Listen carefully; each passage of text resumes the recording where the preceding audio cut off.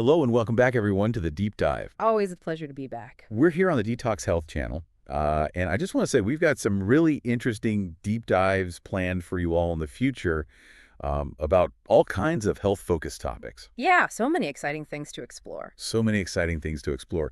But for today, we're going to be diving into something that's both surprisingly powerful and incredibly common at the same time. Right, like literally right under our noses. Yeah, Italian herbs. The kind you probably already have in your kitchen. Exactly. Yeah. The ones a lot of us use every single day in our cooking. And what we're going to be doing today is uncovering some of the secrets of these amazing herbs. Because they're way more than just flavor enhancers. Way more than just flavor enhancers, yeah. We're going to be focusing on, what genuine benefits they can have for your health. I think people will be really surprised at just how much power these little leaves hold. Yeah. And a lot of what we're talking about today is inspired by this great blog post from Ferlito's Italian Restaurant. Have you heard of them? Oh yeah, fantastic place. They really know their Italian herbs. Yeah, they do. And they have this blog post where they talk about the journey of Italian herbs, like literally from their garden to the kitchen. And we're kind of picking up where they left off and going even deeper into the health aspects. Exactly. We're going to be extracting, so to speak, the most important nuggets about the health benefits of these herbs. So, are you ready to unpack this flavorful world and all its secrets with me? I am absolutely ready. Let's dive in. All right. So, let's start with some of the most common Italian herbs, the ones that you probably already have in your spice rack. We can call these like the all-stars of Italian cooking. Yeah, heavy hitters, yeah. The heavy hitters, exactly. Right. And basil, or basilico, I think has to be first on the list. Of course, the king of Italian herbs. It is. It's that fresh, sweet aroma that you just instantly recognize. Basil's the heart and soul of so many Italian dishes, from a simple tomato sauce to a delicious pesto. And it's not just delicious, it's actually incredibly good for you, too. Oh, absolutely. Yeah. Tell us more about those benefits. Well, first of all, basil is packed with vitamin C. We all know vitamin C is crucial for a healthy immune system, right? But what's really interesting is that basil also contains various phytonutrients. Right, and those are compounds that have all kinds of beneficial effects on the body. Exactly. And in the case of basil, these phytonutrients contribute to its anti-inflammatory properties. So think about inflammation as the body's response to injury or irritation. Right, and too much inflammation can be a problem. Exactly. And certain compounds in basil can actually help to modulate that inflammatory response and keep things in check. So it's like a natural anti-inflammatory agent, which is pretty amazing for such a common herb. That's incredible. It's more than just a flavor boost. It's actually helping your body on a deeper level. Absolutely. And did you know that there are like around 150 different types of basil? You're kidding. Oh. Wow, I had no idea. But yeah, sweet basil is definitely the dominant one in most Italian seasoning blends. Makes sense. It's the classic. All right, moving on to another big one, sage or salvia. Ah, sage. Love that earthy flavor. Me too. It's got that softer, kind of peppery flavor, and you often find it in dishes like saltimbocca, which is a classic Italian veal dish, or, just adding that earthy note to roasted vegetables. It's really versatile and brings such depth to dishes. Yeah, and sage actually has a really interesting connection to cognitive function. Oh, tell me more about that. Well, traditionally, sage was believed to enhance memory. And while modern scientific research is still exploring that, there are some studies that suggest certain compounds in sage may actually have a positive impact on focus and memory processes. Wow. So there might be some truth to those old beliefs. It seems like it. Yeah. And they think it might be because of the way sage can influence neurotransmitters in the brain. It's also been traditionally used to soothe the sore throats, probably because of its anti-inflammatory properties and maybe even some mild antiseptic qualities. So it's good for the brain and the throat. I'm liking sage more and more. Right. It's got quite a reputation, this herb. And it's been around for ages, too. Like, sage has roots in ancient Greece and Rome, so that long history of use definitely says something about its value. For sure. If people have been using it for centuries, there's got to be something to it. Exactly. Okay, now let's talk about parsley, or prezzemolo. This one feels like the ever-present herb. Oh, yeah. Always there, like a faithful friend. Exactly. Always there to add a fresh touch to soups and salads, and of course, as a garnish. Sometimes I feel like parsley is just an afterthought, like, oh yeah, throw some parsley on top. But it's actually so much more than that. It is. It's so much more than a garnish. Parsley is actually a fantastic source of antioxidants. Which is huge because antioxidants help to neutralize harmful free radicals in the body. And free radicals, those are the unstable molecules that can damage cells and contribute to aging and all kinds of diseases. Right, so antioxidants are like our little warriors fighting off those bad guys. Exactly, and parsley is full of them. Plus, it's also rich in vitamin C, which we already know is good for the immune system. So it's packing a double punch of goodness. Absolutely. But be careful out there, because there's something called fool's parsley, which is a poisonous plant that looks very similar to regular parsley. Oh, wow. I did not know that. Yeah, it's a little unsettling. Yeah. Makes you appreciate being able to identify the real thing with all its benefits. You got that right. Okay, what's next on our all-star list? How about oregano? Or oregano. I mean, who doesn't love oregano? Oregano is a must-have in my kitchen. Same here. That bold, warm flavor. It's just essential for pizzas, pasta sauces, and grilled meats. It's like the backbone of so many Italian flavors. It is. It really is. And oregano is a standout when it comes to its health-promoting properties. Yeah, it's like a superstar in the health world, too. It really is. So first of all, oregano is exceptionally high in antioxidants. Higher than a lot of fruits and vegetables, even. Yeah, way higher than many fruits and vegetables. But on top of that, oregano contains these compounds called carvacrol and thymol. Now, those sound pretty serious. They are. They have been shown to have significant antimicrobial properties. So they can help fight off infections. Yeah. Basically, they can help inhibit the growth of certain types of bacteria and fungi. Wow, so it's like a natural defense system in a tiny leaf. I know, right? Hmm. Amazing. And speaking of amazing, the name oregano actually comes from Greek words meaning joy of the mountains. That's so poetic. I know, right? Yeah. And it seems very fitting for such a vibrant flavor and all these incredible benefits. It does. It really does. Okay, what else do we have? Okay, let's move on to thyme, or thymo. It has this subtle, earthy flavor that I just love. It blends beautifully into all sorts of dishes and spice mixes. Thyme is a good one. It's so versatile. You can use it in savory dishes, sweet dishes, even drinks. Absolutely. You can even make thyme tea. Oh, that's a good idea. Yeah, and thyme is another herb that offers more than just culinary appeal. It's not just about taste, right? There's substance behind that flavor. Right, so first of all, it's a good source of vitamin C, which we already talked about being important for immune health. But thyme also contains compounds that can act as expectorants and antispasmodics. Those sound a bit more technical. Break those down for me. Sure, so expectorants help to loosen mucus in the airways, while antispasmodics can help to relieve coughing. So that's why thyme has traditionally been used in remedies for coughs and respiratory issues. Exactly. It's not just for making your food taste good, it can actually help you breathe easier. Now that's a benefit I can get behind, especially during cold and flu season. Right. And here's a little historical tidbit for you. Did you know that ancient Egyptians used thyme in their embalming processes? Wow, really? That's kind of surprising. Yeah, a little bit of a different use than what we're used to, but it speaks to its long history and its powerful properties. For sure. I'm glad we found some tastier ways to use it these days. Me too. All right, let's move on to bay leaves, or aloro. These are kind of the quiet contributors in the kitchen. They release their mild, sweet flavor into soups and stews as they simmer. You usually don't eat the bay leaves themselves, right? Right, you usually think about before eating, but they've done their work. They've infused the dish with their flavor and their beneficial compounds. Like little flavor bombs. Exactly.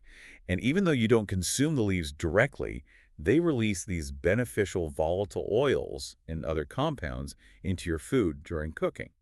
Bay leaves are a good source of various vitamins and minerals. So they're sneaking in some extra nutrients. They are. And they also contain compounds that have anti-inflammatory effects. So good for overall health. Another one with those anti-inflammatory properties. It's like a recurring theme with these Italian herbs. I know, right? It's amazing. And here's a fun fact. Bay leaves were actually used to make laurel wreaths, crowns of honor for heroes in ancient Greece and Rome. Oh, wow, I did not know that. That's pretty cool. It is, right? Seems fitting for such a subtly powerful herb. Absolutely. Okay, last one in this group, rosemary, or rosmarino. Ah, rosemary. One of my all-time favorites. That fragrance is just intoxicating. I know, that wonderful fragrant pine-like aroma is just perfect with roasted meats and in baked bread. It's just so comforting and warm. It is. It really is. And rosemary's been used for all sorts of things throughout history. Oh yeah, tell me more about that. Well, it's believed to aid digestion by stimulating bile production. So it helps your body break down food more efficiently. That's the idea. And like many of the herbs we've talked about, it also has anti-inflammatory properties. Another one. It's amazing. It is. And here's a really interesting one.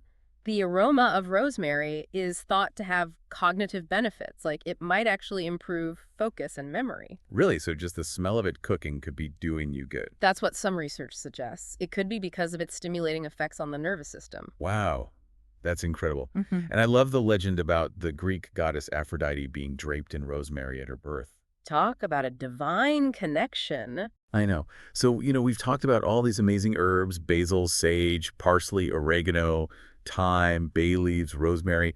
They're not just flavor enhancers. They're packed with potential health benefits that work in all sorts of ways in our bodies. They really are. It's like a whole pharmacy in your spice rack. Exactly. And I think it really highlights how closely connected our food and our well-being truly are. I completely agree. The blog post that we were looking at also highlighted some lesser-known Italian herbs, like these hidden gems that might not be as common in everyone's pantry. Oh, I'd love to hear about those. Let's delve into those and see what unique benefits they offer. Okay, lead the way. So first up is saffron, or zafferano. Ah, saffron, the gold standard of spices. Right. And you instantly recognize it by its vibrant color Mm-hmm. and that very distinctive flavor it brings to dishes like risotto and seafood paella. It's such a unique flavor, and expensive too. It is expensive. Yeah. But it's worth it. So saffron is truly a unique spice, and its health benefits are just as remarkable as its culinary properties.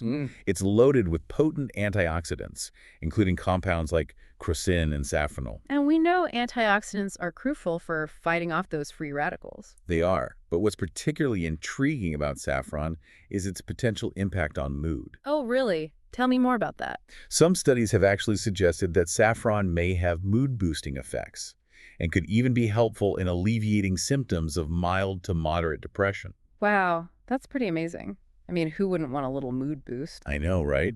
And they think it might be because of how saffron influences neurotransmitters in the brain. It seems like a lot of these herbs have that in common. They're working on a deeper level, affecting our brain chemistry. It's fascinating. And then there's the fact that saffron is the most expensive spice in the world, Well, that I already knew. because each tiny strand is harvested by hand. Yeah, it's a very labor-intensive process. It is. And that really underscores its preciousness, both in terms of its flavor and its potential health effects. For sure. All right, next we have fennel, or finocchio. It has that distinctive sweet licorice-like flavor that can add a really interesting layer to pasta sauces, salads, and even some desserts. Oh yeah, fennel is great in desserts. It adds a really nice complexity. It does. So fennel has long been recognized for its digestive benefits. It contains compounds that can help to relax the smooth muscles in the digestive tract. So that's why it can help with things like bloating and gas? Exactly. It can alleviate bloating, gas, and indigestion. Yeah. And it also has anti-inflammatory properties, which are good for overall gut health. So it's a flavorful way to soothe your system. It is. And in ancient times, they actually believed that fennel could ward off evil spirits. Oh, interesting. I wonder where that belief came from. Who knows? But hey, can't hurt to have some fennel on hand, right? You got that right. What's next? Next, we have marjoram, or majorana. This herb is often described as having a sweet, floral flavor. Marjoram. Yeah, I like that one. It goes really well with poultry and lamb. It does. It's also wonderful with vegetables. And what about its health benefit? Well, marjoram, while it's closely related to oregano, has its own distinct profile of beneficial compounds. It's a good source of antioxidants, helping to combat cellular damage. Always a good thing. And traditionally, it's been used to aid digestion and even support heart health. Really? How does it do that? Well, they think it might be through its effects on blood vessels and blood pressure, but more research is definitely needed in those areas. Always good to have more research. Always. So yeah, marjoram is definitely worth exploring beyond just oregano. And it's interesting to note that while they're often confused, marjoram has a gentler, sweeter flavor. So it's like oregano's more delicate cousin. I like that. All right, and last but not least, we have anise, or anise. This one has a very pronounced licorice-like flavor. It makes it a key ingredient in some liqueurs and sweet treats. Anise, yeah. I'm not a huge fan of licorice, but I know a lot of people love it. Yeah, it's definitely a strong flavor. Yeah. But anise has a long history of traditional use for its potential health benefits, and it's particularly known for supporting digestive health. Like how? Well, it can help reduce bloating and gas. It also contains compounds that have shown anti-inflammatory properties. And traditionally, it's been used to help with respiratory issues, acting as an expectorant. So another one that can help you breathe easier. Exactly. And here's a fun fact. Those little anise seeds that you see are actually the fruit of the plant. Oh, that's interesting. I never knew that. Nature is full of surprises. Mm. So we've talked about these common Italian herbs, and then we've explored some of the lesser known ones. And it's clear that there's a whole world of flavors and potential health perks waiting to be discovered. Absolutely. It's like a whole new dimension of flavor and health that we can tap into. It is. On a more practical level, how can we actually bring these amazing herbs into our daily cooking and lives? That's the big question, right? How do we put all this knowledge into action? Exactly. And the blog post that we were looking at actually mentions how easy it is to create your own Italian seasoning blends. Oh, that's a great idea. Because then you have complete control over the flavors you want. Exactly. And you avoid any unnecessary additives that might be in the pre-made blends. So it's healthier and more personalized. Absolutely. And it really highlights how versatile these herbs are. They're not just for Italian dishes. You can sprinkle them into all sorts of cuisines to add both flavor and those health benefits that we've been talking about. It's like a secret weapon for making your food taste better and be healthier at the same time. Exactly. And the blog actually shared a classic Italian seasoning recipe as a starting point. It's 2 tablespoons each of dried basil, oregano, thyme, and marjoram, and then 1 tablespoon each of dried rosemary and sage. That sounds like a great base to work with. It is, and then you can experiment from there. You can add other dried herbs or even a pinch of red pepper flakes for a little heat. Ooh, I like that idea. Yeah. And for those who are feeling a bit more ambitious, our source actually talks about growing your own herbs. Oh, that's a great idea. I love fresh herbs. Me too. There's nothing quite like it. Yeah. And you can even grow them indoors, which is great for those of us who live in places where the growing season is a bit more challenging. Right. Like here in Michigan, where it's winter for half the year. Yeah, exactly. Yeah. So growing your own herbs can be incredibly rewarding. Freshly picked herbs often have a more vibrant and intense flavor compared to dried ones. Plus, there's just something so satisfying about nurturing your own food, even on a small scale. I agree. And I think it also helps you connect with your food on a deeper level. It does. It really does. And fresh herbs may contain a higher concentration of certain beneficial compounds. So you might actually be getting even more of those health benefits. That's a great point. And the blog actually gave some helpful growing tips for some of the herbs we've talked about. Oh, I'd love to hear those. So basil loves lots of sunshine, but it's an annual, meaning you'll need to replant it each year. Sage is also an annual, but it's quite hardy and enjoys sun. Parsley is a bit more adaptable and can tolerate some shade. Oregano and thyme are perennials, so they'll come back year after year. And rosemary, while it's technically a perennial, often does best brought indoors during a Michigan winter to protect it from the frost. Those are great tips. I'm feeling inspired to start my own little herb garden now. Me too. So whether you opt for dried blends from the store, create your own custom mixes, or decide to try growing your own fresh herbs, there are so many accessible ways to incorporate these Italian powerhouses into your daily routine and enjoy their benefits. It's really empowering to know that we have so many options. It is, and I think it really encourages you to think about the potential of even the simplest ingredients in your kitchen. Absolutely. Sometimes the most powerful things are right in front of us. All right, so let's bring it all together for you, our listener.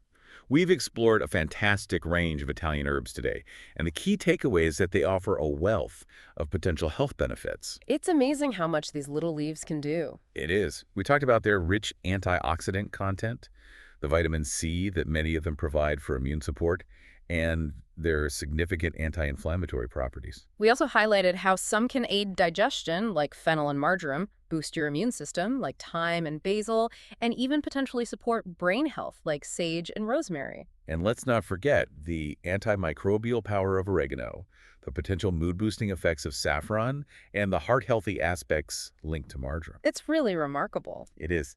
And it really reinforces the idea that incorporating a variety of whole foods, including these wonderful herbs, can contribute significantly to our overall health and well-being. It's all about making those small changes that add up to big results. I completely agree. So we really encourage you to get creative in the kitchen and experiment with these Italian herbs. Don't just save them for your pasta dishes. Try adding them to your everyday meals, your soups, your salads, even your breakfast eggs. Get adventurous with it. See what flavors you like and how you can incorporate them into your daily routine. Exactly. And start with the herbs you're most familiar with, but don't be afraid to explore some of the lesser-known ones. Pay attention to the flavors you enjoy and how you feel when you incorporate them into your diet. It's all about listening to your body and finding what works for you. It is.